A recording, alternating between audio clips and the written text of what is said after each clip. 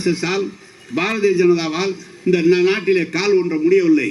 காரணம், அப்படி அவர்கள் சொல்லாததற்கு காரணம், தந்தை பெரியாருடைய கொள்கை இந்த நாட்டிலே அனைவரும் ஏற்றுக்கொண்டு விட்ட காரணத்தால், அவரை பற்றி அவரோடு இருக்கிற காரணத்தால் இந்த பிஜேபியால் இங்கே கால் ஊன்ற முடியவில்லை. RSS ஒரு தந்திரம் செய்கிறார்கள். ஒரு ஆளை பிடித்து நீ பெரியாரை பற்றி இழிவாக பேசு என்று அவருக்கு சொல்லி, அவர் இழிவாக பெரியாரை பற்றி இல்லாத பொல்லாதவெல்லாம் பேசுகிறார்.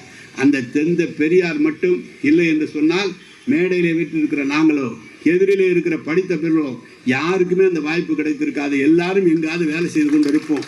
அப்படிப்பட்ட பெரியாரை இழிவாக பேசுகிறார் ஒரு பக்கம். இன்னொருவர் வருகிறார், அவர் பாட்டுக்கு இருந்து சினிமாவிலிருந்து வந்தவரெல்லாம் முதலமைச்சராக என்ற முறையில் அவர் வருகிறார்.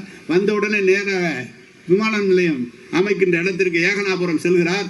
உத்தரவு போடுகிறார், தமிழ்நாடு அரசுக்கு உத்தரவு போடுகிறார், நீங்கள் இதை செய்ய வேண்டும் என்றெல்லாம் சொல்கிறார்கள். சரி, அவரால் புதிய கொள்கையை எடுத்து சென்று ஆட்சிக்கு வருவதற்கு முயற்படுகிறாரா என்று இல்லை. திமுகவினுடைய கொள்கையை அப்படியே வைத்துக்கொண்டு அவரும் மக்கள் மத்தியிலே வருவதற்காக முயற்சி எடுத்துக் கொண்டிருக்கிறார். ஒருவர் பெரியாரை பற்றி இகழ்வாக பேசுகிறார், இன்னொருவர் பற்றி நம்முடைய ஆட்சியிலே இதையெல்லாம் செய்ய வேண்டும் என்று உத்தரவு போடுகிறார் வருகிற போதே என்று நேற்றே சொன்னார். எந்த தியாகமும் பண்ணாமல் முதலமைச்சராக வருவதற்காக கனவு காண்டு ஒருவர் வருகிறார். அதிமுக இன்றைக்கு ஜெயலலிதா மறைவுக்கு பிறகு எடப்பாடி 4.5 ஆண்டு காலம் ஆட்சியிலே எந்த விதமான திட்டங்களை நிறைவேற்றாமல் அவர்கள் தோல்வியுற்ற போது அவர் எப்படியாவது கூட்டணி சேர்த்து இந்த ஆட்சியை வீழ்த்த வேண்டும் என்று துடிக்கிறார்கள்.